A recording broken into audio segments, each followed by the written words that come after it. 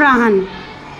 आप सभी को वाल्मीकि जयंती की हार्दिक शुभकामनाएं। यहाँ एक छोटा सा नाटक प्रस्तुत किया गया है जिसे चौथी सा के विद्यार्थियों ने वाल्मीकि जयंती पर प्रस्तुत किया है।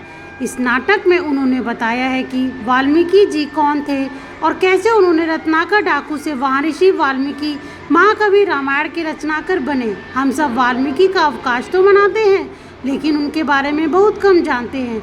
इस छोटे से प्रयास के जरिए बच्चों ने सभी को यह जानकारी देने की कोशिश की है। आशा है कि आप सभी इन छोटे छोटे बच्चों की सराहना करेंगे क्योंकि यह छोटी सी प्रस्तुति एक आगाज़ है कुछ बड़ा और नया करने का। तो एक बार फिर से वाल्मीकि जयंती की आप सभी को हार्दिक शुभकामनाएं। आइए इस छोटी सी प्रस्तुति का आनंद लेते हैं। वाल्मीकि जयंती क्यों मनाई जाती है? वाल्मीकि जी महान थे कि वाल्मीकि की जयंती के उपलक्ष्य में मनाई जाती है। वाल्मीकि जी एक महान संत थे। उन्होंने संस्कृत भाषा में पहले श्लोक की रचना की थी। इसमें भगवान राम और देवी सीता की कहानी के बारे में बताया गया है। वाल्मीकि जयंती के अवसर पर हम कक्षा चौथी जी के छात्र एक नाटक प्रस्तुत करने जा रहे हैं जिसमें यह बताया गया है कि वाल्मीकि जी कैसे डाकू से वाल्मीकि बने। वाल्मीकि जी का नाम पहले रत्नाकर था। वे अपने परिवार के साथ जंगल में रहते थे। अपने परिवार के पालन पोषण के लिए डकैती चोरी लूटपाट हत्या करते थे जिस कारण उस राज्य के लोग उनसे डरने लगे और कोई भी जंगल में जाने से डरता था। एक दिन ऋषि नारद जंगल से गुजर रहे थे तब वे रत्नाकर से मिलते हैं। नारायण नारायण, क्या तुम ही वह डाकू हो जो लोगों को लूट कर उनकी हत्या कर देते हो? लेकिन मुझे तुमसे कोई डर नहीं लग रहा है।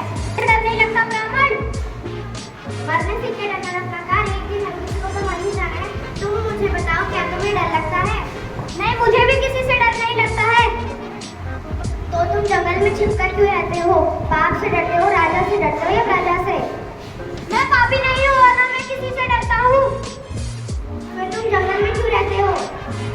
मैं पहले सैनिक था, मुझ पर झूठा आरोप लगाकर मुझे राज्य से निकाल दिया गया। मैं उसी का बदला ले रहा हूँ। अब उपदेश बहुत हो गया, अब मरने के लिए तैयार हो ब्राह्मण। अभी अपने परिवार से पूछा है कि वो तुम्हारे पाप में भागीदार होंगे या नहीं। अगर नहीं तो तुम बेअदबी लोगों की हत्या करके पाप के भागीदार बन रहे हो। हाँ, मैं मानता हूँ यदि मैं पाप करता हूँ तो मेरे पाप की कमाई मेरे परिवार खाती है। बांध दो इस ब्राह्मण को पेट से। मैं अभी घर से पूछ कर आता हूँ ताकि मैं इसे सुकून से मार सकूं।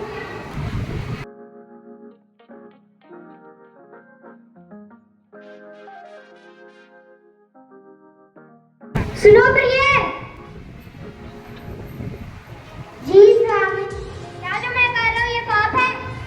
चोरी लूटपाट हत्या तो हमेशा से ही पाप है स्वामी। यदि यह पाप है तो क्या तुम मेरे पाप में भागीदार हो? आप मेरे पति हैं। आपको सुख में साथ देना मेरा कर्तव्य है लेकिन आपके पाप में भागीदार होना नहीं। यह आपका कर्तव्य है कि आप हमारा पालन पोषण करें। सुनो पिताजी, क्या जो मैं कर रहा हूँ ये पाप है? मुझे डकैती लूटपाट हत्या तो हमेशा से ही पाप है। यदि ये पाप है तो क्या आप मेरे पाप में भागीदार हैं? क्या यह तो तेरी कमाई है, इसे हम कैसे बांट सकते हैं? मुझसे क्या हो गया? मुझसे तो बहुत बड़ा अपराध हुआ है।